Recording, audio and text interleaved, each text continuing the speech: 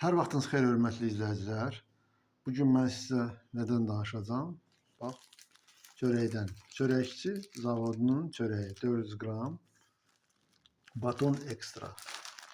Yox, bugünkü çörəkdir.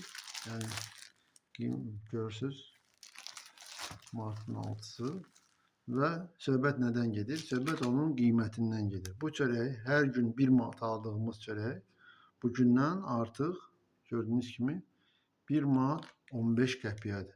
Yəni birdən-birə bu vur-havurda, yəni görürsüz, ölkə necə problemlər yaşandı dronlarla, ümumiyyətlə dünyada vəziyyət nətədir? Bunlar ruslar demişlər tixarya düz 15% bu çörəyin qiymətini qaldırır. Nə səbəbə, niyə görə?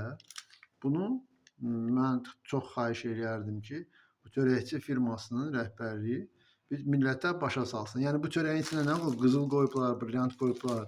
Və niyə görə olub? Yenə də 72 saatdır saxlama müddəti, tərkibi eynidir. Yəni nə 1 manata, nə 1 manat 15 qəpik olan çörək eyni tərkiblidir və qramajı da eynidir. Və niyə görə biz bu vaxtı, bu əsl təxribatdır. Başqa bir buna don geyindirmək olmaz. Yəni bu gərgin vaxtı bunlar 15% çörəyin qiymətini qaldırıblar.